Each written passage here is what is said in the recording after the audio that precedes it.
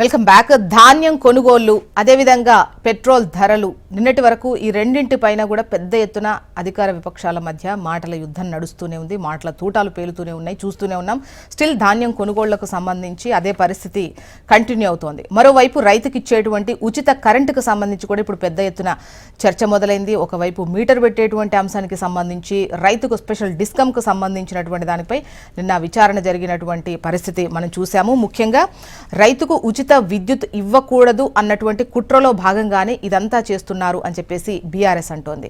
ఇక కొనుగోళ్లకు సంబంధించి పర్టికులర్గా వచ్చినట్టయితే రికార్డు స్థాయిలో మేమే కొన్నాం, ఇతర రాష్ట్రాలతో కంపేర్ చేస్తే గనక రికార్డు స్థాయిలో తెలంగాణ ప్రభుత్వమే కొంది అని చెప్పేసి అటు ప్రభుత్వ పెద్దలు చెబుతుంటే, మరోవైపు ధాన్యం కొనుగోళ్లకు సంబంధించి ప్రతిపక్షాలు ఆందోళన చేస్తున్నాయి. మరోవైపు కాంగ్రెస్ నేతలు మాట్లాడుతూ ఒకవైపు పెట్రోల్ డీజిల్కు సంబంధించి పెరిగిన రేట్లపై దృష్టి మరల్చేందుకే అటు బీజేపీ రైతు భరోసా పోరుబాట పట్టింది అని చెప్పేసి అంటున్నారు. మరోవైపు అటు బీఆర్ఎస్ కూడా రైతులను రెచ్చగొట్టేటువంటి ఇదితోని ప్రతిపక్ష పాత్ర పోషిస్తున్నటువంటి క్రమాన్ని అటు కాంగ్రెస్ నేతలు మాట్లాడుతున్నటువంటి సిచ్యువేషన్లో డిస్కస్ చేద్దాం. గెస్టులు కూడా సిద్ధంగా ఉన్నారు. బీజేపీ సీనియర్ నాయకులు శంకరోళ్ళ రవికుమార్ గారు, నమస్తే అండి, welcome to the debate. Ravi గారు అండ్ మస్తు శ్రీనివాస్ గారు, వీరు బీఆర్ఎస్ సీనియర్ నాయకులు. నమస్తే అండి శ్రీనివాస్ గారు, వెల్కమ్ టు ద డిబేట్. నమస్తే అండి. శ్రీనివాస్ గారు, మీరే చెప్పండి, అంటే ఇతర రాష్ట్రాలతో కంపేర్ చేస్తే, అటు ఏపీ, తమిళనాడు, మహారాష్ట్రలతో కనుక కంపేర్ చేస్తే తెలంగాణలోనే కొనుగోళ్లు రికార్డు స్థాయిలో ఉన్నాయి. సో ఈసారి పంట ఎక్కువ వచ్చింది, డెఫినెట్గా కొన్ని చోట్ల ఆలస్యం జరిగింది, కానీ దీన్ని కావాలనే రాజకీయం చేస్తున్నారు. మీ టైంలో అంటే మీరు ప్రభుత్వంలో ఉన్న టైంలో ఈ టైం వరకు 50% పంట కూడా మీరు కొనింది లేదు, కానీ కావాలనే రాజకీయం చేస్తున్నారు, ప్రభుత్వం పైన బురద జల్లే ప్రయత్నం చేస్తున్నారు, ఇది కాంగ్రెస్ అంటోంది. ఏంటి మీ వాయిస్ ఏంటి?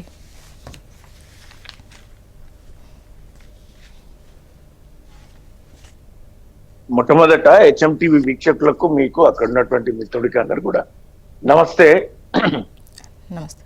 కాంగ్రెస్ పార్టీ ప్రభుత్వము ప్రతిపక్షాలు ఏం మాట్లాడుతున్నారా అనే దానికంటే ఈ తెలంగాణ ప్రాంతంలోని రైతాంగం పడుతున్న వెతలు, వాళ్ళ బాధలు, వాళ్ళ కష్టాలు, కళ్ళల్లో నీళ్ళల్లో మునిగిపోయిన పంటను చూసుకొని కళ్ళల్లో నీళ్లు, ఇప్పుడు పంట కొనటం లేదని రైతు ఆత్మహత్యలు, ఒకరు గులికలు మింగి ఇంకా ఇద్దరు ఏకంగా తమను తాము అంటించుకునేటువంటి చేస్తున్నటువంటి ప్రయత్నము, వీటిపైన దృష్టి సారించాలి.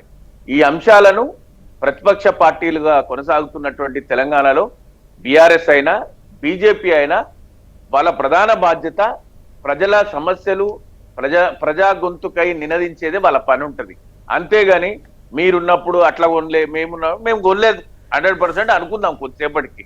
బీఆర్ఎస్ హయాంలో అసలు కొనుగోళ్లే జరగలేదు, మరి మీరు కొనరా? బీఆర్ఎస్ హయాంలో పంట కొనుగోళ్లు జరగలేకపోతే కాంగ్రెస్ ప్రభుత్వం పంట కొనదా? బీఆర్ఎస్ హయాంలో కొంటలేరు అని చెప్పి మీరు నెతికి రుమాలు కట్టుకొని రైతు పాదయాత్ర, రైతు భరోసా యాత్ర, కల్లాలకి వెళ్ళినటువంటి బీజేపీ ఆనాడు కూడా బండి సంజయ్ గారి హయాంలో కల్లాలల్లో కల్లోలమని అవేంటివి కట్టెలు పట్టుకొని కొట్లాటలు, పంచాయతీలు చేసిండ్రు కదా, ఇవన్నీ చేసిండ్రు కదా. అధికారంలోకి వచ్చినటువంటి కాంగ్రెస్ పార్టీ రాబోయే పంట అంటే శ్రీనివాస్ గారు, మేము కొనలేదు, మీరు కొనరా అంటే అసలు అప్పుడు మీరు ఇంత మాట్లాడేటువంటి అంటే అవకాశం ఉంటుందా? అంటే మేము చెయ్యం కానీ మీరు మాత్రం చెయ్యాలి అనేటువంటి అది ఉంటుంది. మేము కొనలేదు కాబట్టి అంటే ప్రశ్నించేటువంటి టైంలో కొంతమంది బీఆర్ఎస్ నేతలు చెబుతున్నారు, లెక్కలు దాచిపెట్టి కొనలేదు అనేటువంటి తప్పుడు ప్రచారం చేస్తున్నారని వాళ్ళు అంటారు. మీరు ఓకే కొనలేదు అనుకుందాం, ఒకవేళ కొనకపోయినా కూడా ఇప్పుడు మీరు కొనరా అంటే మనం క్వశ్చన్ చేసే హక్కు ఎక్కడ ఉంటది? ఎందుకుండదండి, మీరు భలే ఉన్నారు. అంటే మీరు కొనరు కాదు, ఒకవేళ జ్యోత్స్న గారు వినండి, నేను ఒక ఎగ్జాంపుల్ అంటున్నా. ఇఫ్ అంటే ఒకవేళ మేము కొనుగోలు చేసి ఉండకపోతే మీరు చేయరా? మళ్ళీ కూడా అదే ప్రశ్న మీద నేను స్టాండ్ అయి ఉంటా. ఓకే, మీరు ఆ రోజు మమ్మల్ని ప్రశ్నించిండ్రు కదా. అంటే శ్రీనివాస్ సార్, ఇక్కడ నిన్న మంత్రి గారు చెప్తూ, ఒక్క సెకండ్ క్వశ్చన్ ఇది, మంత్రి గారు నిన్న మాట్లాడుతూ రికార్డు స్థాయిలో కొనుగోళ్లు జరిపింది తెలంగాణనే, 60 లక్షల టన్నుల ధాన్యాన్ని కొనుగోలు చేశాము అంటున్నారు. మరి రికార్డు స్థాయిలో కొన్నామన్నప్పుడు అలాంటిది కొనలేదు అన్న తప్పుడు ప్రచారం చేస్తుంది ప్రతిపక్షాలే అని చెప్పేసి ఆయన అంటున్నారు. మరి దీన్ని ఎట్లా తీసుకుందాం? మంత్రి గారికి ఏమన్నా సోయి ఉంటే కొంచెం ఆలోచన చేసుకొని మాట్లాడాలి. వాళ్ళకి ఎవరికి అసలు ఆ అవగాహన, రోజు నిత్యం సమీక్ష చేయాలి, లేకపోతే క్లిష్టమైనటువంటి పరిస్థితుల్లో ప్రభుత్వం వ్యవహరించాల్సిన తీరు, మంత్రులు ఏ విధంగా మాట్లాడాల్సినటువంటి ఆలోచన కనుక ఉంటే వాళ్ళు ఇట్లా మాట్లాడరు. వాళ్ళే అన్నారు కదా 40 లక్షలు, మొన్న 40 లక్షల టన్నులు మేము కొన్నాం, రోజుకు 3 లక్షల టన్నుల వరకు కొనేటువంటి ప్రయత్నం చేసి 15 రోజులలో ఇంకొక 45 లక్షలు కొని 90 లక్షలు మేము టార్గెట్ చేసుకున్నాం, 120 లక్షల మెట్రిక్ టన్నుల ధాన్యం పండింది అని వాళ్ళే కదా అన్నది. 90 లక్షల టన్నుల వరకు బీఆర్ఎస్ ప్రభుత్వ హయాంలో కొని అప్పటికప్పుడు రసీదులు, స్లిప్పులు ఇచ్చి 3 రోజుల లోపల రైతుల ఖాతాల్లో జమ అయి మిల్లర్ల దగ్గర నుంచి 2 సంవత్సరాలకు మిల్లర్లు చెల్లిస్తే కదా మేము తీసుకుంది డబ్బులు. ప్రభుత్వం 2 సంవత్సరాలు వేచి తీసుకుంది, రైస్ మిల్లర్ల దగ్గర నుంచి డబ్బులు తీసుకుంది. మిల్లర్లు అందరూ చాలా సంతోషపడ్డారు, 2 సంవత్సరాలు మాకు డబ్బులు రొటేషన్ లో జరిగినాయని. ఇది కదా జరిగింది. అంత అన్యాయంగా, దారుణంగా బీఆర్ఎస్ ప్రభుత్వ హయాంలో కొనలేదు, ఏది పడితే అది మాట్లాడతాం మేము, చెల్లుబాటు అయిపోతుంది అంటే ఎట్లా? మళ్ళొకసారి నేను అంటున్నా, బీఆర్ఎస్ హయాంలో కొనకపోతే కాంగ్రెస్ ప్రభుత్వం కొనదా? చెప్పండి జనానికి. మేము కొనలేకపోతున్నాం, పంట దిగుబడి ఎక్కువగా ఉంది, మా దగ్గర డబ్బులు లేవు, కేంద్ర ప్రభుత్వం సహకరిస్తలేదు, బహిరంగంగా చెప్పండి. మీ గోదాములలో మక్కలు కేంద్ర ప్రభుత్వం కొనలేదు, ఇప్పుడు మక్కలు కొని ఏడబెట్టుకోవాలో మీకు తెలుస్తలేదు. ఇప్పుడు మీరు టెండర్లు పిలుస్తున్నారు మక్కలు కొనడానికి, వరి ధాన్యం కొనడానికి. మీ అధికారులే రవాణా టెండర్లు పిలిచి అవకతవకలు జరిగి సరి అయిన రవాణా లేక 3 రోజులు 72 గంటల తర్వాత కూడా దిగుమతి జరుగుతలేదు. వీటి పట్ల కదా మీరు ఆలోచించాల్సింది. ఓకే రవి గారు, మీకు తెలియదా? మీకు తెలియదు ఏముంది? ప్రతి గ్రామం నుంచి కూడా ఏ పంట వేసిండ్రు, ఎంత అప్రాక్సిమేట్ రేపు పొద్దున మనకు పంట వస్తుంది అనేటువంటిది ప్రభుత్వం దగ్గర రికార్డులు ఉంటాయి. దాన్ని ఆధారంగా చేసుకొని కేంద్రానికి ఇండెంట్ పెడతారు, బస్తలు తెప్పిస్తారు, సుతిలీలు తెప్పించుకుంటారు. అట్లనే వాళ్ళు ట్రాన్స్పోర్టేషన్ కు ప్లాన్ చేసుకుంటారు, మిల్లర్లతో మాట్లాడతారు. ఒకసారి రవి గారి వర్షం తీసుకుందాము. రవి గారు, ఒకవైపు ఈ పెట్రోల్ రేటుకు సంబంధించి ప్రజల దృష్టి మరల్చేందుకు ఈ ధాన్యం కొనుగోళ్ల అంశానికి సంబంధించి మీరు పోరుబాట పట్టారు అని అనడం ఒకటి.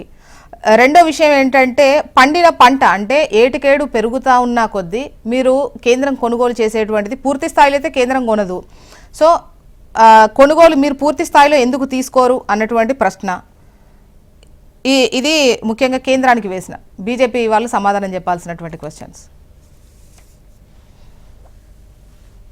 మేబీ మ్యూట్లో ఉన్నట్టున్నారండి.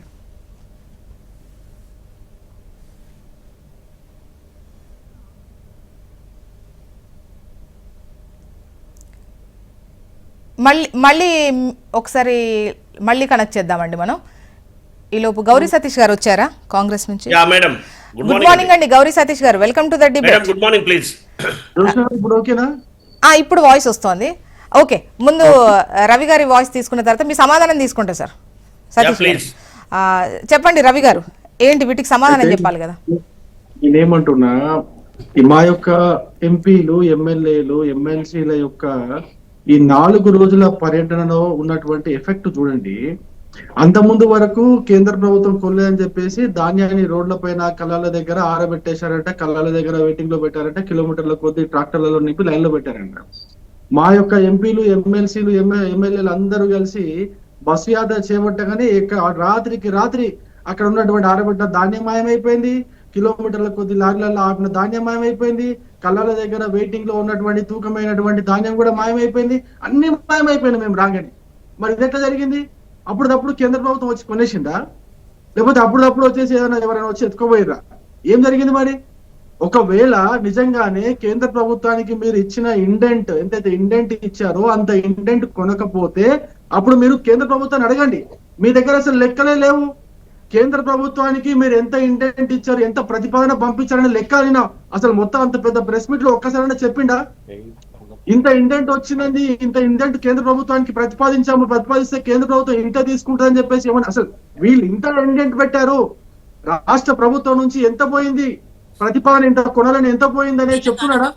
అసలు వాళ్ళ దగ్గర లెక్కలు లేవని ఎక్కడ కూడా అటువంటి లెక్కలు పెట్టుకోకుండా కేవలము బట్టగాల్చి మీదేసినట్టు కేంద్ర ప్రభుత్వం పైన వేస్తే మీ బాధ్యత తప్పిపోతారని అనుకుంటున్నారు వీళ్ళు.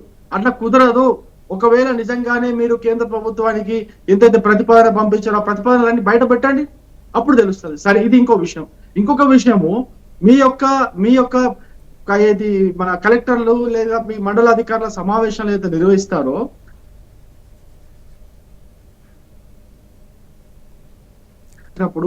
ఎప్పుడు మే 2వ తారీఖు అనుకుంటా, ఇప్పుడు దాదాపు 25-26 రోజులు అయిపోతుంది. మేబీ నేను కరెక్షన్ మే 2కో 3కో జరిగింది అది. అప్పుడు సమీక్ష సమావేశము కలెక్టర్లు చేసిన తర్వాత 20-25 రోజుల దాకా కూడా ఎక్కడ కదలికలేదు. లేదు, 2 వీక్స్ అయిందండి. కదలిక లేదు. అసలు మంత్రి ఎక్కడ పోయినా ఎవరు తెలియదు. మే 2-3 తారీఖు నుంచి మంత్రి అసలు అడ్రస్ లేడు, పత్తా లేడు. ఎప్పుడైతే భాజపా మేము బీజేపీ తరపున ఎప్పుడైతే మేము రైతు ఘోష బీజేపీ భరోసా అనే కార్యక్రమాన్ని తీసుకున్నాం, అప్పుడు నిద్ర లేచి సడన్ గా అమ్మో అని చెప్పి అప్పుడు నిద్ర లేచి వచ్చి సమీక్ష సమావేశాలు పెడుతున్నాడు, ప్రెస్ మీట్లు పెడుతున్నాడు, అవన్నీ చేస్తున్నాడు. ఎక్కడ పోయిందండి? మే 2వ తారీఖు 3వ తారీఖు ఎక్కడ పోయిండు? మంత్రి ఎందుకు సమావేశాలు తీసుకోలేదు? ఎందుకు రివ్యూ చేయలేదు? ముఖ్యమంత్రి ఎందుకు ఈ విషయాలపైన మాట్లాడలేదు? అప్పుడే మాట్లాడింటే ఈ 20 రోజులు ఏదైతే రైతులు నరక యాతన పడ్డారో, ఈ 20 రోజులు ఏదైతే సమస్యలు పడ్డారో అవన్నీ తీరాయి కదా. ఎందుకు ఆపారు? కొన్ని జిల్లాల్లో జరిగిందండి, అంటే మనం ఒప్పుకోవాలి, కొన్ని జిల్లాల్లో జరిగింది. మా జిల్లాలో కొంచెం బాగానే జరిగింది. కానీ ఎంత అలసత్వము, ఎందుకింత అలసత్వము? అధికారులను మీరు పర్యవేక్షణ చేయలేకపోతున్నారు. అధికారుల పైన మీ కమాండ్ లేదు. అధికారులను మీరు నిజంగా పబ్లిక్ లో పంపించలేకపోతున్నారు, ఫీల్డ్ లో పంపించలేకపోతున్నారు. ఇది మీ వైఫల్యం పెట్టుకొని కేంద్రం పైన నడితే ఎప్పుడు కూడా చెప్తున్నారు. నిన్న కూడా మా శాసనసభ్యులు చెప్పారు. అంటే రవి గారు సీఎం కాన్ఫరెన్స్ నిర్వహించింది 1 మంత్ ఏం అవ్వట్లేదు. మే 12th కాన్ఫరెన్స్ జరిగింది. సో 2 వారాలు అనేది ఈవెన్ మాకు కూడా గుర్తుంది. 2 వారాలు దానికంటే ముందు కలెక్టర్ల సమావేశం జరిగింది. మే 12th కలెక్టర్లదే లేదు, దానికంటే ముందు మండల అధికారులతో కలెక్టర్లు కూడా చేశారు. అది మే 12 జరిగింది, 2వ 3వ అనుకుంటా ఆ సమావేశం. అంతకంటే ముందు మొట్టమొదటిసారి 2వ తారీఖు 3వ తారీఖు జరిగింది. నాకు డేట్ కరెక్ట్ గా గుర్తులేదు.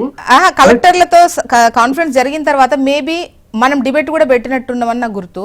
ఎందుకంటే కలెక్టర్లను బాధ్యులను చేస్తా అని హెచ్చరించారు సీఎం గారు మాట్లాడింది 12వ తారీఖు 13వ తారీఖు అనుకుంటా. కానీ కలెక్టర్లు సమావేశం పెట్టుకున్నారు మండల అధికారులతో.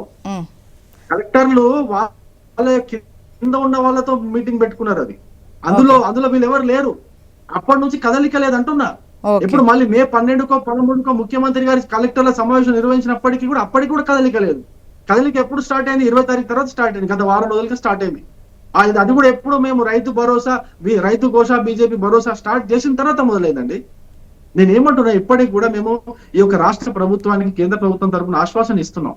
నిన్న మా శాసనసభ ఫ్లోర్ లీడరు ఏలేటి మహేశ్వర రెడ్డి గారు ప్రెస్ మీట్ పెట్టి చాలా స్పష్టంగా చెప్పారు. కేంద్ర ప్రభుత్వానికి మీరు ఎంత ఇండెంట్ ఇస్తే అంత కొనడానికి సిద్ధంగా ఉన్నది. మా కేంద్ర మంత్రి కిషన్ రెడ్డి గారు కూడా ప్రెస్ మీట్ లో చెప్పినారు చాలా స్పష్టంగా. కేంద్ర ప్రభుత్వానికి మీరు ఎంత ఇండెంట్ ఇస్తే అంత ఇండెంట్ కొనడానికి కేంద్ర ప్రభుత్వం సిద్ధంగా ఉన్నది.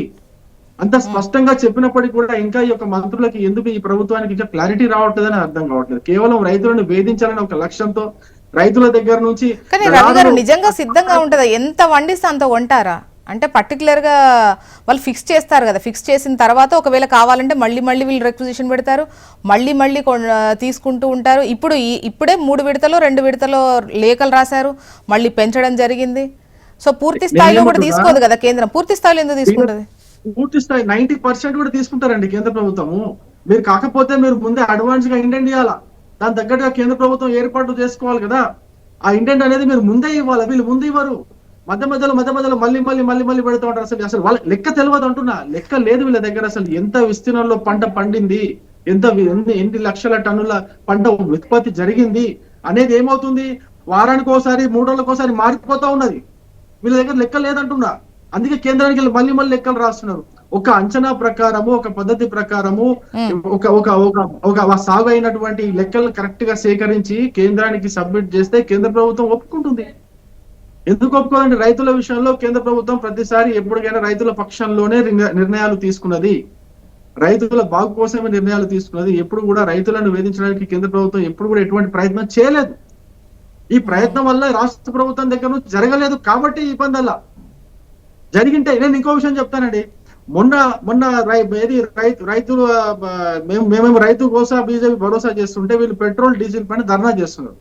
పెట్రోల్ డీజిల్ పైన ధర్నా చేస్తుంటే ఒక ఆర్టీసీ డ్రైవర్ ఏం మాట్లాడిండో విన్నారు కదా.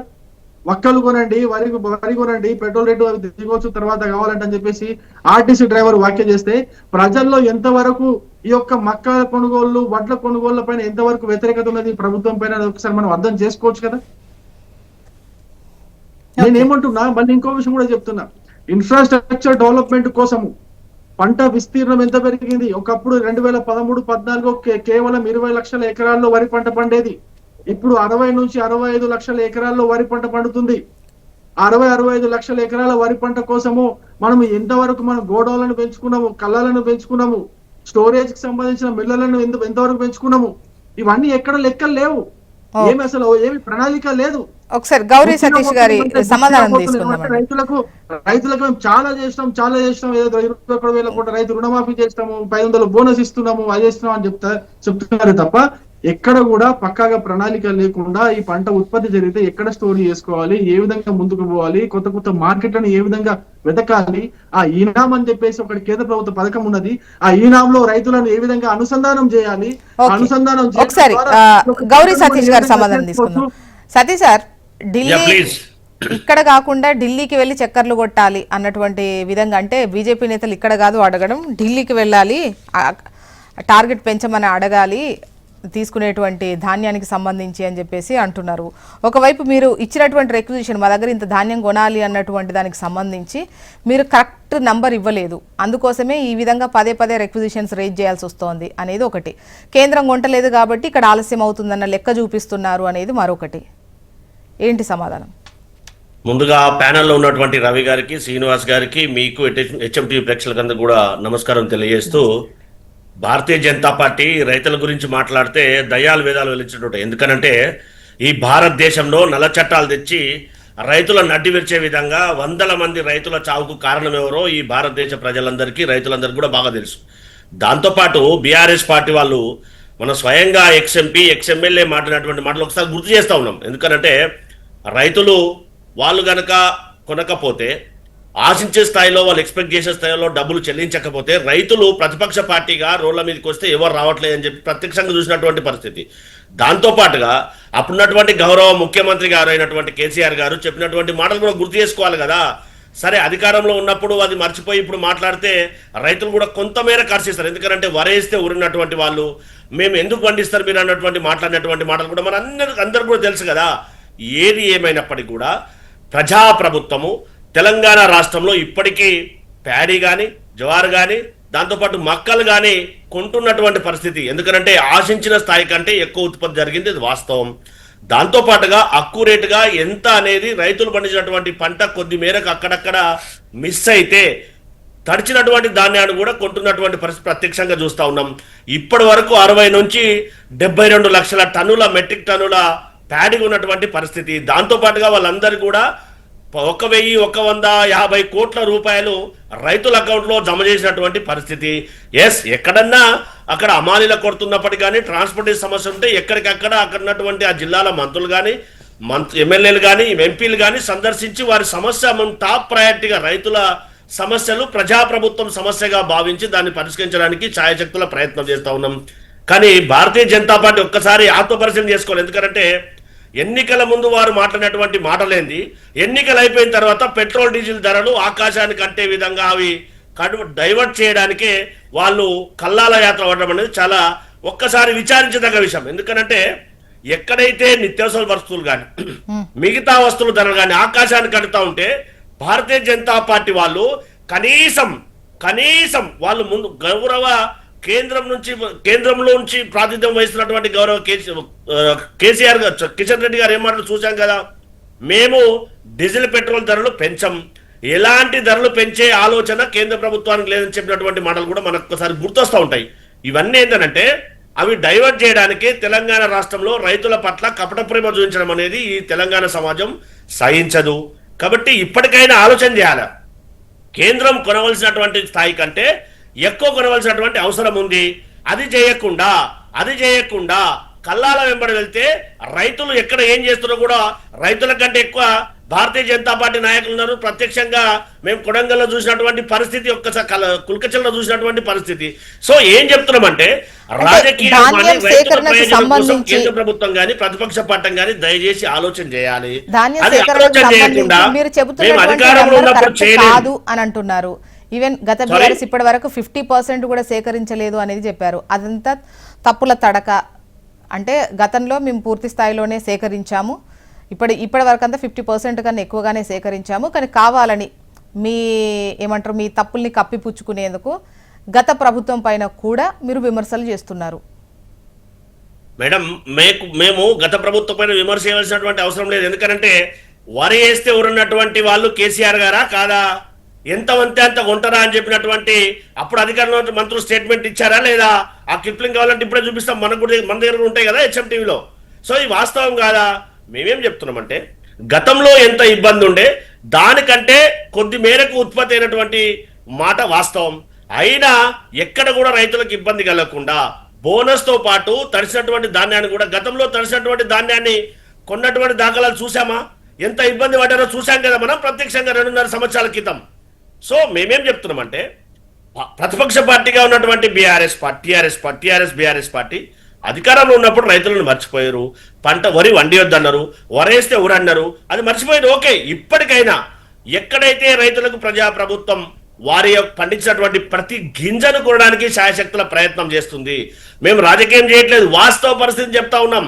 ఖచ్చితంగా తెలంగాణ రాష్ట్రంలో మక్కలు కానీ కనీసం వాళ్ళు గతంలో జొన్నలు కొనలేదు, మేము కొంటా ఉన్నాం. దాంతో పాటుగా ప్రత్యామ్నాయ పంటలు ఏవైతే రైతులకు లాభసాటిగా ఉండే ఫామ్ ఆయిల్ వైపు వాళ్ళని డైవర్ట్ చేస్తా ఉన్నాం, వాళ్ళకి ఇన్సెంటివ్స్ ఇస్తా ఉన్నాం. ఇవన్నీ కూడా ప్రజలను ఎంకరేజ్ చేయడానికి చేస్తున్నటువంటి పరిస్థితి కదా. భారతీయ జనతా పార్టీ ఏమాత్రం రైతులపైన చిత్తశుద్ధి ఉంటే రైతుల పట్ల గతంలో నల్ల చట్టాలు తెచ్చింది వాస్తవమా కాదా? 100 మంది రైతుల ఆత్మహత్యలకు కారణమైనటువంటి వాళ్ళు భారతీయ జనతా పార్టీ కాదా? ఇది వాస్తవం కాదా? మరి ఇవన్నీ మర్చి ఇప్పటికైనా ఏదైతే పండిన పంటకు అనుగుణంగా కేంద్ర ప్రభుత్వం కొనవలసినటువంటి ప్యాడీ కానీ ఏదైతే మిగతా అన్ని కూడా కొనడానికి కేంద్ర ప్రభుత్వాన్ని ఒప్పించాల్సిన బాధ్యత భారతీయ జనతా పార్టీకి ఉంది కదా, అది చేయాలని చెప్పి కదా మా విజ్ఞప్తి. దయచేసి ఆలోచన చేయాలి. రైతుల పట్ల రాజకీయం మాని రైతులకు ఏ విధంగా లబ్ధి జరుగుతుంది ఆ దిశగానే ప్రజాప్రభుత్వం ఆలోచన చేస్తుంది, కానీ ఇంకో విధంగా కాదనేది వాస్తవ పరిస్థితి అనేది మనం ఆలోచన చేయాలి. అన్ని పార్టీలు కూడా ఇదే లైన్ తోని రాజకీయం మానేసి రైతుల ధాన్యం కొనేందుకు ముఖ్యంగా ఉన్నటువంటి పరిస్థితులను ఒకటి మాత్రం క్లియర్ అండి, ఆ రాజకీయ పార్టీ అని కాదు కానివ్వండి, ఎవరికి లైన్ కరెక్ట్ ఉంటే వాళ్లకు లబ్ధి కలిగితే ఆ లైన్లోనే రాజకీయ నాయకులు ఉంటున్నది అనేది క్లియర్. అసలు ఎప్పుడు ఏం మాట్లాడి ఇప్పుడు అసెంబ్లీలో కనుక ఒకటి మాట్లాడితే రికార్డ్ ఎట్లా ఉంటుందో అట్ ద సేమ్ టైం పెద్ద నేతలు ముఖ్యంగా మాట్లాడినటువంటి క్రమంలో దానికి సంబంధించి అది రికార్డ్ అయి ఉండాలి. దానిపైన ఖచ్చితంగా ఈవెన్ ఒకవేళ వాళ్ళు తప్పు ప్రచారం చేస్తున్నారు అని అంటే అది ఏదైనా కేంద్రానికి సంబంధించిన రాష్ట్రానికి సంబంధించిన ప్రతిపక్షమైన ఏదైనా కూడా తప్పుడు ప్రచారం చేస్తున్నారంటే డెఫినెట్గా ఇదేమైనా ఉరిశిక్ష పడేటువంటి తప్ప అన్నటువంటిది కూడా కాదు. ఎందుకంటే ప్రజలపైన తీవ్ర ప్రభావం చూపిస్తుంది. వాస్తవాలు తెలియకపోతే ప్రజలు ఖచ్చితంగా అదే నిజం అనుకుని పొరపాటు పడే అవకాశం ఉంటుంది. సో నేతలు మాట్లాడినప్పుడు దానికి జవాబుదారితనంగా మాట్లాడిన దాని నేతలు ఉండాలి. అట్ ద సేమ్ టైం అవి రికార్డ్ అవ్వాల్సినటువంటి అవసరం ఉంది. ముఖ్యంగా బహిరంగ సభల్లో మాట్లాడడం కావచ్చు, వీటికి సంబంధించి లెక్కలు క్లియర్గా ఆన్ పేపర్ ఇస్తే బెటర్ ఏమో, ఇవన్నీ కాకుండా. ఏమంటారు సతీష్? అందుకే మేమేమంటామంటే రాజకీయం కంటే రైతుల ప్రయోజనం ముఖ్యమో అని చెప్పి ఇందాక నేను ప్రస్తావించిన. భారతీయ జనతా పార్టీ కేంద్రంలో అధికారం ఉంది. ఏమాత్రం చిత్తశుద్ధి ఉన్నా కొనవలసినటువంటి పర్సంటేజ్ కంటే ఎక్కువ కొనండి అని చెప్పి మేము అప్పీల్ చేస్తే వాళ్ళు కనీసం మళ్ళీ కూడా చూడట్లేదు. మనం గతంలో చూసాం బడ్జెట్లో కేటాయింపులు కానీ కేంద్ర సంస్థలు కేంద్ర ఆధీనంలో ఉన్నటువంటి విద్యా సంస్థలు కానీ మిగతాయి కానీ తెలంగాణ కేటాయించాలి, మెట్రోకు అధిక నిధులు కేటాయించాలని అప్పీల్ చేసినప్పుడు ఏ విధంగా చూసారో వివక్ష చూస్తా ఉన్నాం. మేమేం చెప్తున్నామంటే భారతీయ జనతా పార్టీ తెలంగాణ రాష్ట్రం నుంచి 8 మంది ఎమ్మెల్యేలు ఇచ్చింది, 8 మంది ఎంపీలను ఇచ్చింది, 2 కేంద్ర మంత్రులుగా ఉన్నారు. దయచేసి కేంద్ర ప్రభుత్వాన్ని అప్పీల్ చేయండి. అప్పీల్ చేసి రైతుల యొక్క సమస్యలను మీరు రిప్రజెంట్ చేయండి. కేంద్ర ప్రభుత్వం కొనవలసినటువంటి మేరకు కొనట్లేదు కాబట్టి దయచేసి ఆ దిశగా భారతీయ జనతా పార్టీ ప్రయత్నం చేయాలనేదే కాంగ్రెస్ పార్టీ ప్రజాప్రభుత్వం యొక్క ఉద్దేశం. ముఖ్యంగా బీఆర్ఎస్ పార్టీ గతంలో అధికారం ఉన్నప్పుడు రైతులను ఏ మేరకు ఉన్నదో ఏ మేరకు వాళ్ళని కించపరిచిందో, కనీసం తెలంగాణ రాష్ట్రంలో రైతులు చనిపోతే పరామర్శించకుండా పక్క రాష్ట్రాలకు వెళ్ళి 2 లక్షల రూపాయలు ఇచ్చినటువంటి చరిత్ర ఎవరిదో కూడా మనందరికీ కూడా బాగా తెలుసు. మేమేం చెప్తున్నామంటే రైతులకు ఖచ్చితంగా రాజకీయాలు మాని, ఇందాక మళ్ళీ రిపీట్ రాజకీయాలు మాని రైతుల ప్రయోజనం కోసం ఆలోచన చేయాలి. ఆ దిశగా రైతే ఇక ఈ దేశానికి కరెంట్ వెన్నెముక డిస్కమ్ కాబట్టి. దానికి సంబంధించి వెళ్దామండి. శ్రీనివాస్ గారు, ఈ రైతు డిస్కమ్ ఎందుకు వద్దు అంటోంది బీఆర్ఎస్? ఇప్పుడు వ్యవసాయానికి ఎంత విద్యుత్ అవసరం అవుతుంది అనేది ఒక లెక్క అవసరమే కదా.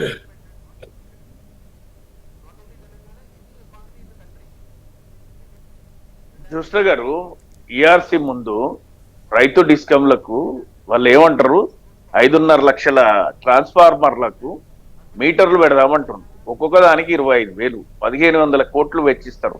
అంటే ఎవరిని అనుమాన పడుతున్నారు? వాళ్ళు మాట్లాడేది ఏంది? నిన్న రైతు కమిషన్ చైర్మన్ గారు కోదండరెడ్డి గారు ఏం మాట్లాడుతున్నారు? రైతులు ఉచిత విద్యుత్ 24 గంటలు ఇవ్వడం వల్ల విద్యుత్ చౌర్యం జరుగుతుంది, అందుకే మనం మీటర్లు పెట్టి తెలుసుకోవాలా, వాళ్ళకి అసలు ఇంత 24 గంటల అవసరమే లేదని ఆయన ఈఆర్సీ ఎండి ముషరఫ్ గారు కూడా మాట్లాడుతున్నారు. అంటే 24 గంటలు రైతుకు ఉచిత కరెంట్ ఇచ్చిన తర్వాత బాయిలకాడ దేనికి చౌర్యం చేస్తారు? ఇప్పుడు రైతు ప్రయోజనాల గురించి మాట్లాడాలి, రైతుల గురించి మాట్లాడాలి, రైతు రాజకీయాలు మాట్లాడొద్దు అని అన్నారు కదా. ఇప్పుడు నేను ఒక ప్రశ్న అడుగుతున్నా, రైతులు దొంగల లేదా రైతులు విద్యుత్ చౌర్యం చేస్తారా? ఒకవేళ నిజంగానే అది మీరు కనుక విద్యుత్ ఎంత జరుగుతుంది, ఎంత విద్యుత్ వినియోగం జరుగుతుంది తెలుసుకోవాలనే ఆలోచన అయితే మంచిదే. కానీ మీరు డిస్కంల పేరిట రేపు పొద్దున రైతుల మీద ఖచ్చితంగా భారం పెట్టడానికి, ఈ విద్యుత్ తగ్గించడానికి, వాటిని మినిమైజ్ చేయడానికి చేసే ప్రయత్నంగా ఈ ప్రభుత్వం చూస్తుంది. మళ్ళీ అది ఎవరికి? ఈ కొనుగోళ్ల ఈ మీటర్ల ఒప్పందం మొత్తం కూడా ఆదాని కంపెనీకి అప్పజెప్పేటువంటి ప్రయత్నం. 1,500 కోట్ల రూపాయలు దీంట్లో. అంటే వ్యక్తుల ప్రయోజనాలు వ్యవస్థ ప్రయోజనాల కంటే ఎక్కువగా కనపడుతున్నాయి.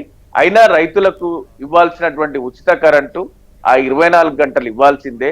ఆ ట్రాన్స్ఫార్మర్లకు లేకో డిస్కంలకు మీరు ఏదైతే ఈ మీటర్లు బిగించాలనేటువంటి ప్రయత్నం చేస్తున్నారో దాన్ని బీఆర్ఎస్ పార్టీ సంపూర్ణంగా వ్యతిరేకిస్తుంది. అంటే శ్రీనివాస్ గారు, ఇక్కడ వాళ్ళు చెప్తుంది వ్యవసాయానికి ఎంత విద్యుత్ ఖర్చు అవుతుంది అనేది లెక్క తేలాలి, అందుకోసం అని చెప్తున్నారు. సో లేదు, మున్ముందు ఇది జరుగుతుంది అన్నటువంటి ప్రెడిక్షన్ తో ఇప్పుడు జరిగేటువంటి ఎందుకు లెక్క తేలొద్దు అనేది కూడా క్వశ్చనే కదా.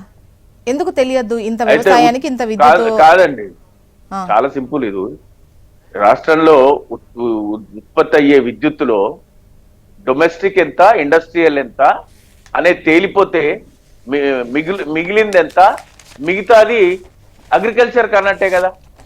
మళ్ళా కొత్తగా తెలుసుకోదే ఏముంది? ఎవరి ప్రయోజనాల కోసం పెడుతున్న మీటర్లు? అంటే ఇప్పుడు రైతు డిస్కౌంట్ అంటే వద్దు అంటున్నారు. రైతు విద్యుత్ దొంగతనం చేస్తారా, రైతులను అవమానిస్తారా అంటున్నారు. ఒక లెక్క తేలడం కోసం ఒక అటెంప్ట్ అయితే ఎందుకు రైతుల్ని అవమానిస్తున్నారు, చౌర్యము అన్నటువంటిది మీరెందుకు? మేము అనట్లే, వాళ్ళే అంటున్నారు. నిన్న కరెక్ట్ గా మీరు చూడండి, వాళ్ళు అంటున్నారు. ఇప్పుడు కాదు, కొన్ని చోట్ల అట్లా జరుగుతోంది అని అంటున్నారు, బహిరంగంగా అంటున్నారు. మరి మీరు నిఘా పెట్టండి, ప్రభుత్వం నిఘా పెట్టండి. దానికి మీటర్లు ఎందుకు? ఎక్కడ విద్యుత్ చౌర్యం జరుగుతుందో రైతుల మీద నిఘా పెట్టి ప్రభుత్వం వైఫల్యం చెందుతుందా? ఈ ప్రభుత్వం వైఫల్యం చెందిందా? గడిచిన 10 సంవత్సరాలలో లేనటువంటి మీటర్లు ఇప్పుడు ఎందుకు పెట్టాలనుకుంటున్నారు? మేము ఎప్పుడన్నా రైతులు విద్యుత్ చౌర్యం చేసిండ్రు, లేకపోతే రైతులు విద్యుత్ వేరే వాదానికి వాడుతున్నారు అనేటువంటి ఆలోచన కనుక గడిచిన ప్రభుత్వంలో వచ్చిందా? ఇప్పటిదాకా మీరు అన్నారు గడిచిన ప్రభుత్వంలో ఒడ్లు కొనలేదని. మేము 92 లక్షల మెట్రిక్ టన్నుల ధాన్యము ఒక యాసింగ్ పంటలో, ఒక రబీ పంటలో కొన్నాం. అంటున్నారు అని వాళ్ళు అంటే మీరు వాళ్ళ పక్షాన మాట్లాడుంటారు కానీ మీరు ఎందుకంటారు? అయితే అత్యధికంగా 1,42,000 ఆన్లైన్ మేనేజ్మెంట్ సిస్టమ్ జిపిఎస్ పెట్టి మేము ట్రాక్ చేసినాము. 72 గంటలల్లో రైతుల అకౌంట్లలో పైసలు పడ్డాయి. మరి ఈ రోజు ఎందుకు ఆ పరిస్థితి లేదు? సమన్వయం లేదు, సఖ్యత లేదు. మీ ముఖ్యమంత్రి గారు చెప్పిన మాటలు మంత్రులు ఇంటర్లేరు, మంత్రులు ముఖ్యమంత్రి గారు చెప్పిన మాట కలెక్టర్లు ఇంటర్లేరు. మీరు కొత్త సిస్టమ్ నేర్చిండ్రు. ఇవాళ 40 లక్షలు, రేపు 50 లక్షలు, ఎల్లుండి 60 లక్షలు కొనేసినాం అని చెప్తున్నారు. మీరు ఎందుకు శ్వేతపత్రం విడుదల చేస్తలేరు? ఎక్కడెక్కడ ఎంత కొన్నారు అనేది గడిచిన ప్రభుత్వం వేసిన లెక్క అంతా కూడా మీ దగ్గర ఉంటది కదా, మీరే పోల్చి చెప్పండి. దానికి బీఆర్ఎస్ ఆరోపణలు చేయాల్సిన అవసరం లేదుగా. ఓకే ఓకే రవి గారు, మీ ఒపీనియన్ ఏంటి ఈ డిస్కమ్కి సంబంధించి? ఇప్పుడు ఉన్న డిస్కంలన్నీ కూడా అప్పుల పాలైనాయి. ఆ డిస్కంలను ఆదుకునే పరిస్థితి ఈ ప్రభుత్వం దగ్గర కూడా లేదు, కనిపిస్తలేదు. ఈ డిస్కంల వల్ల దాదాపు ఇప్పటికే 60,000 కోట్ల రూపాయలు ఒక జస్ట్ ఎస్పీడీసీఎల్ నుంచే అదే 60,000 కోట్ల రూపాయలు అప్పులు ఉన్నట్టుగా తెలుస్తున్నది. ఇక ఎన్పీడీసీఎల్ లేదా ఇంకా మన దీంట్లో ఇంకా ఎంత అప్పులు ఉన్నాయో తెలియదు. మళ్ళీ కాళేశ్వరం కార్పొరేషన్ ఒకటి సపరేట్గా ఉన్నది. మరి దాని నుంచి కూడా మనకు అంటే వీళ్ళకి ఎంత అప్పు ఉన్నది, కాళేశ్వరం కార్పొరేషన్ కూడా ఈ డిస్కంలకు ఎంత అప్పు ఉన్నది అది సపరేట్ లెక్క ఉన్నది. ఇట్లా ఓన్లీ విద్యుత్ సంస్థలకు సంబంధించిన అప్పులే లెక్క చేస్తే దాదాపు 1,00,000 కోట్లు దాటినట్టుగా ఉన్నది. ఇంతవరకు కూడా ఎక్కడ కూడా ఈ ప్రభుత్వం కూడా లెక్కలు బయటపెడతలేదు. మరి ఎందుకు బయటపెట్టట్లేదు అనేది అంటే ప్రజలకు తెలియకుండా ఉంచాలనే ఉద్దేశం ఏంటో అది అర్థం కావట్లేదు. 1,00,000 కోట్ల అప్పులతో ఉన్నటువంటి ఈ యొక్క సంస్థని అంత దారుణమైన స్థితిలోకి తీసుకొచ్చింది అప్పుడు ఉన్నటువంటి బీఆర్ఎస్ ప్రభుత్వం, నో డౌట్, దాంట్లో ఎటువంటి డౌట్ లేదు. ఇప్పుడు ఉన్నటువంటి కాంగ్రెస్ ప్రభుత్వం కూడా దాన్ని మూసిపెడుతున్నది, ఇప్పటికి కూడా మూసిపెడుతూ ఉన్నది. అనేక రకాలైనటువంటి విద్యుత్ కొనుగోళ్ల విషయంలో అనేక రకాలైనటువంటి అనుమానాలు వచ్చినాయి, అనేక రకాల కేసులు కూడా జరిగినాయి. అప్పట్లో వరంగల్లో ధర్నాలు జరిగినప్పుడు కూడా ఎంప్లాయీస్ అదే విద్యుత్ సంస్థల ఎంప్లాయీస్ ఏ విధంగా వేధించారు, వాళ్ళని సస్పెండ్ చేయడం కావచ్చు, ట్రాన్స్ఫర్ చేయడం కావచ్చు, అదంతా జరిగింది అప్పుడున్నటువంటి ప్రభుత్వంలో. దాని తర్వాత మరి ఇప్పటికీ కూడా ఆ కేసు ఏమైందనేది ఇప్పటివరకు కూడా ఈ కాంగ్రెస్ ప్రభుత్వం వచ్చిన తర్వాత విద్యుత్ కొనుగోలు ఒప్పందానికి సంబంధించిన కేసు ఇంతవరకు బయటిది. ఇట్లా విద్యుత్ సంస్థలో తవ్వుకుంటూ పోతే కొన్ని వందల సమస్యలు ఉన్నాయి, వందల అక్రమాలు ఉన్నాయి. దాంట్లో 1,00,000 కోట్ల రూపాయల వరకు అప్పులు ఉన్నాయంటే ఎన్ని వందల కోట్ల రూపాయల అక్రమాలు అవినీతి జరిగిందో మనకు అర్థమవుతూనే ఉన్నది. ఇప్పుడు ఇవన్నీ ఉన్నాయి ప్రాబ్లమ్స్ అని పెట్టుకుంటే మళ్ళీ రైతు డిస్కమ్ అని చెప్పేసి డిస్కమ్ తీసుకొస్తున్నారు. నిన్న వాళ్ళు షరీఫ్ గారు ఇచ్చినటువంటి ఆయన ప్రజెంటేషన్ ప్రకారం చూస్తే రైతు డిస్కానికి సంబంధించినటువంటి ఎంప్లాయీస్ అందరూ కూడా సపరేట్ గా ఉంటారన్నట్టుగా మనకు అర్థమవుతుంది. అదే రైతు డిస్కమ్ అదే ఊర్లో పొలాలకు ఒక రకమైన సంస్థ బాధ్యత వహిస్తే ఆ ఊర్లో డొమెస్టిక్ ఏదైతే కరెంట్ సరఫరా చేస్తారో దానికి వేరే డిపార్ట్మెంట్ ఉండేటట్టు కనిపిస్తా ఉన్నది. దీంట్లో మళ్ళీ కన్ఫ్యూజన్ ఏర్పడుతుంది కదా. ఇప్పుడు ఎగ్జాంపుల్ అక్కడ ఒక 1000 మంది ఆర్టిజన్లు ఉన్నారనుకోండి రైతు డిస్కమ్ కి సంబంధించి, మరి ఎస్పీడీసీఎల్ కి సంబంధించి కొంతమంది ఆర్టిజన్లు ఉంటారు. ఇప్పుడు ఇంట్లో కరెంటు పోయిందనుకో అప్పుడు మనం ఏం చేయాలి, ఎస్పీడీసీఎల్ వాళ్ళని పిలవాలా. పొలంలో కరెంటు పోయిందనుకో ఈ రైతు డిస్కమ్ వాళ్ళని పిలవాలా. ఏ ఎంప్లాయీని పిలవాలో ఎక్కడ పిలవాలో మొత్తం కన్ఫ్యూజన్ ఉంటుంది. మనం ముందుకెళ్ళి పోతుంటాడు రైతు డిస్కమ్ ఎంప్లాయీ, కానీ మన ఇంట్లో కరెంటు లేకపోతే ఆయన ఏం పనులు చేయడు. ఇటువంటి సమస్యలన్నీ కూడా ఉత్పన్నం అవుతాయి. ఈ సమస్యలన్నీ కూడా గ్రౌండ్ లెవెల్లో వీళ్ళు అర్థం చేసుకుంటున్నట్టు లేరు. నిన్న చాలా హడావిడి జరిగింది మా ఇంటి ముందే ఈఆర్సీ ఉండేది. అయితే నేను హడావిడి అంతా ఎట్లుందంటే మొత్తం రాజకీయ నాయకులు హడావిడి కనిపించింది, కానీ ఎవరు కూడా ఈ పాయింట్స్ అక్కడ రేజ్ చేసినట్టుగా అయితే కనిపిస్తలేదు. ఇప్పుడు ఒక మారుమూల ప్రాంతానికి పోండి మేడం, ఒక మక్తల్ ప్రాంతం కదా, మక్తల్ టౌన్ లో జనాభా ఒక 20,000 జనాభా, దాదాపు ఎంత లేదని ఒక 5,000-6,000 ఇళ్ళు ఉంటాయి. 5,000-6,000 ఇళ్ళకి కరెంటు సరఫరాకి సంబంధించి ఒక డిపార్ట్మెంట్ ని మనం అప్రూవ్ అవ్వాలి. పక్కనే పొలాల్లో కరెంటు పోతే ఇంకొక డిపార్ట్మెంట్ అప్రూవ్ అవ్వాలి. అప్పుడు ఏమవుతుంది, కాంటాక్ట్ పాయింట్ అనేది అంత కన్ఫ్యూజన్ అయిపోతుంది, ఇబ్బందిగా మారే అవకాశం ఉన్నది. సో ఇది గ్రౌండ్ లెవెల్లో మనకు వచ్చే ఇబ్బందులు. దాని తర్వాత ఇక రకరకాలైనటువంటి ఇప్పుడు దీనికి ఎంత డబ్బు కేటాయిస్తారు, మరి ఈ యొక్క కరెంటు సరఫరా కోసము ఎక్కడి నుంచి కరెంటు కొంటారు, దీనికి సపరేట్ లెక్క పెడతా అంటున్నారు. ఇదంతా మళ్ళీ దీనిపైన ఈ డిస్కమ్ పెట్టి ఎన్ని వేల కోట్లు ఈ డిస్కమ్ పేరుతో అప్పులు చేస్తారు. దాంతో అంటే సమస్య ఇప్పుడు కొత్త సమస్యలకు ఇది దారి చూపుతుందనే అర్థమవుతుంది, కానీ ఉన్న సమస్యలను పరిష్కరించే దానికి ఇది మార్గంలా కనిపిస్తలేదు. నాకు కనిపిస్తలేదు. మళ్ళీ ఎవరికైనా అర్థమైందో లేదో మాత్రం మేబీ నాకు కొంచెం చెప్పాలి. మరి సమ్ కన్ఫ్యూజన్ అయితే ఉంది, చాలా కన్ఫ్యూజన్ ఉంది. అదే ఉన్న సమస్యలను పరిష్కరించే కనిపిస్తలేదు దీంతో. ప్లీజ్ చెప్పండి. అంటే ఇప్పుడు వ్యవసాయం కోసం ఇస్తున్న ఉచిత విద్యుత్ చౌర్యానికి గురవుతుందంటే ఆ మాత్రం అంటే ఆ నిఘా పెట్టి తెలుసుకునేటువంటి వెసులుబాటు లేదా ఒకటి, అండ్ రైతు డిస్కమ్ అనేది స్పెషల్గా పెట్టడం అనేది రేపటి రోజున రైతు ఉచిత విద్యుత్కు ఊరే దాని కుట్ర ఇది అని చెప్పేసి వీళ్ళు చెప్తున్నారు. మరోవైపు ఇటు రైతు కమిషన్ చైర్మన్ కోదండరెడ్డి గారు మాట్లాడుతూ 24 hours ఎందుకు 3 గంటలు సరిపోద్ది అన్నటువంటి దాన్ని కూడా ఉటంకిస్తూ రేపటి రోజున సిచ్యువేషన్ ఎట్లుంటుందో అని చెప్పేసి అంటున్నారు. సమాధానం అంటే ఉమ్మడి ఆంధ్రప్రదేశ్ రాష్ట్రంలో ఉచిత కరెంటు రైతుకి ఇచ్చింది ఎవరో ఈ తెలంగాణ సమాజానికి కానీ ఉమ్మడి ఆంధ్రప్రదేశ్లో ఉన్నటువంటి వాళ్ళందరికీ కూడా బాగా తెలుసు. ఏదో బీఆర్ఎస్ ఇచ్చినట్టుగా బీజేపీ దానికి చేసినట్టుగా మాట్లాడడం అనేది సమంజసం కాదు. ఎందుకనంటే కాంగ్రెస్ పార్టీ ఆ రైతులకు నాణ్యమైన ఉచిత విద్యుత్తును అందించాలనే ఉద్దేశంతో రైతు డిస్కంను ఏర్పాటు చేస్తే మా మిత్రుడు రవి గారు ప్రస్తావించినట్టుగా టీఎస్పీసీసీఎల్ ద్వారా సప్లై అవుతున్నటువంటి ఒక గ్రామం యూనిట్గా తీసుకున్నట్టయితే ఆ గ్రామంలో కొన్ని బోర్వెల్స్ ఉండే అవకాశం ఉంటుంది, దాంతోపాటు డొమెస్టిక్ ఉండే అవకాశం ఉంటుంది, దాంతోపాటు అక్కడక్కడ ఇండస్ట్రీస్ కూడా ఉండే అవకాశం ఉంటుంది ఏదైనా ఒక విలేజ్ని తీసుకుంటే ఎగ్జాంపుల్గా యూనిట్గా. సో వీటన్నిటినీ బైఫర్కేట్ చేస్తూ రైతులకు నాణ్యమైన ఉచిత విద్యుత్తును అందించాలనే ఉద్దేశంతో బీఆర్ఎస్ వాళ్ళు చెప్తున్నట్టుగా మోటార్లకు మీటర్లు పెట్టే ఆలోచన ప్రజాప్రభుత్వానికి లేదు. గతంలో వాళ్ళు అండర్టేకింగ్ కేంద్ర ప్రభుత్వానికి ఇచ్చినప్పటికీ కూడా కాంగ్రెస్ పార్టీకి ప్రజాప్రభుత్వానికి గౌరవ ముఖ్యమంత్రి గారికి అలాంటి ఆలోచన లేదు అనేది వాస్తవ పరిస్థితి. రైతులకు నాణ్యమైన ఉచిత విద్యుత్తును ఏ విధంగా అందించాలి, దానికి కావలసినటువంటి మేరకు ఉత్పత్తి ఏ విధంగా జరుగుతూ ఉంది, దాన్ని ఇంకా ఏ విధంగా పెంచాలనే ఉద్దేశంతో రైతు డిస్కంను ఏర్పాటు చేయాలని చెప్పి ప్రజాప్రభుత్వం యొక్క ఆలోచన. అందులో భాగంగానే నిన్న ఏఆర్సీ దగ్గర మీటింగ్ రివ్యూ పెట్టి ఏ విధంగా చేస్తే బాగుంటుందో అన్ని ప్రజాపక్షాలు అంటే అన్ని రాజకీయ పార్టీలను, ప్రజా సంఘాలను, విద్యుత్ అందులో పనిచేస్తున్నటువంటి ఎంప్లాయీస్ సంఘాలను అందరినీ పిలిచి ఒపీనియన్ అనేది కలెక్ట్ చేయడం అనేది జరిగింది. దాని ద్వారా రైతులకు ప్రయోజనం జరిగే అవకాశం ఉంటుంది కానీ మోటార్లకు మీటర్లు పెట్టే ఆలోచన ప్రజాప్రభుత్వానికి లేదు అనేది స్పష్టమైనటువంటి నిర్ణయం. అందులో మీటర్లు పెట్టిందా మా ప్రభుత్వం? నేను చెప్తున్నాను, మీరు కేంద్ర ప్రభుత్వానికి ఇచ్చినటువంటి లేఖను ఒక్కసారి గుర్తు చేసుకోవాలి. టిఆర్ఎస్ పార్టీ నాయకులు టిఆర్ఎస్ పార్టీ ఎప్పుడు ఇయ్యలే, మోటార్లకు మీటర్లు పెడితే అనలేదు కదా సతీష్. వాళ్ళు కేంద్ర ప్రభుత్వానికి ఏదైతే పాలసీ తెచ్చిందో విద్యుత్ వినియోగంలో మోటార్లు పెట్టాలనే ఆలోచన అప్పుడు అధికారంలో ఉన్నటువంటి బీఆర్ఎస్ పార్టీ కేంద్ర ప్రభుత్వానికి డిక్లరేషన్ ఇచ్చినటువంటి పరిస్థితిని గుర్తు చేస్తా ఉన్నాం. కావాలంటే సతీష్ సార్, అంటే మాకున్న క్లారిటీ ఏంటంటే మోటార్లకు మీటర్లు పెట్టమన్నారు, బట్ మేము పెట్టాం. అది పెడితే గనక ఈవెన్ ఎఫ్ఆర్బిఎం పరిధిలో కూడా ఆల్మోస్ట్ ఒక 6,000 కోట్ల వరకు కూడా అప్పు పుట్టేటువంటి అవకాశం ఉండేది.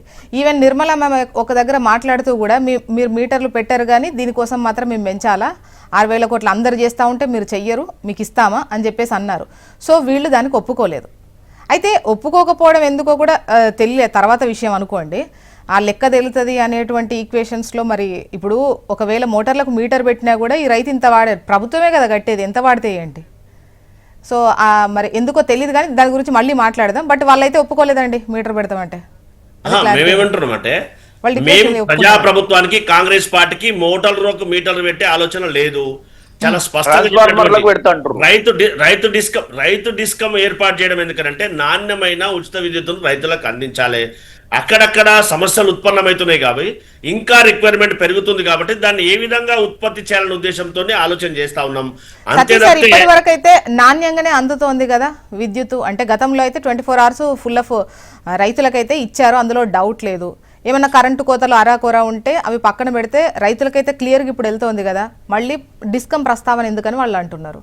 అంటే మీరు అన్న దాని ప్రకారం నాణ్యమైన విద్యుత్ లెక్కల్లో కనుక చూస్తే ఎందుకనంటే గతంలో ఉచిత విద్యుత్ రైతులకు ఇచ్చింది మేమే, ఇప్పుడు 200 యూనిట్లు కూడా డొమెస్టిక్ ఇస్తున్నది మేమే. ఖచ్చితంగా దీన్ని ఇంకా రైతులకు అక్కడక్కడ రిక్వైర్మెంట్ పెరుగుతుంది కాబట్టి, యూసేజ్ పెరుగుతుంది కాబట్టి దాని వినియోగం పెరగడం చేత ఇంకా దాన్ని పటిష్టంగా అమలు చేయడానికి రైతు డిస్కమ్ ఆలోచన చేస్తున్నాం తప్పితే ఎక్కడ కూడా రైతులకు ఇబ్బంది పెట్టాలని ఆలోచన లేదు, ఉండదు కూడా భవిష్యత్తులో కూడా.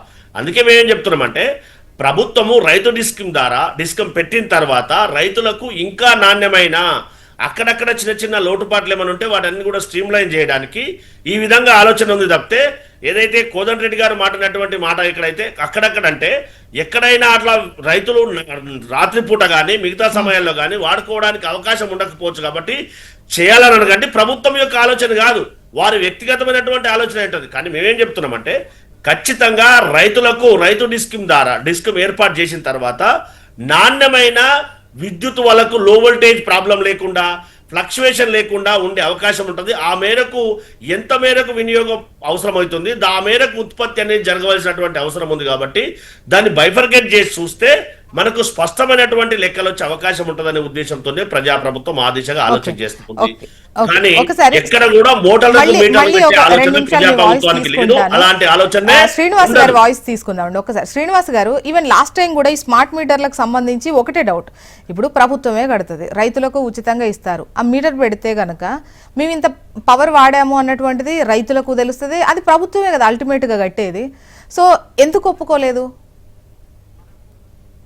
ఇప్పుడు మళ్ళీ ప్రత్యేకించి ఆ మీటర్లకు వేలాది కోట్ల రూపాయలు వెచ్చించి దానికి టెండర్లు, రెగ్యులర్ మానిటరింగ్, అది ఏం అవసరం దానికి?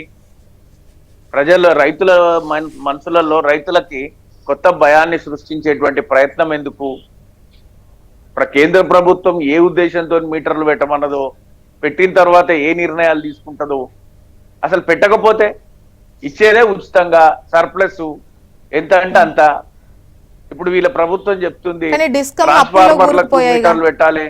ఇప్పుడు ఒక లిమిటేషన్ గానీ లేదా ఇంత వాడుతున్నామన్నా గానీ ఒక రకమైన అవగాహన ఉంటే వాడే విధానంలో మార్పు వస్తుంది. ఈవెన్ రైతులకైనా కూడా అందరిని ఉద్దేశించి చెప్పట్లేదు.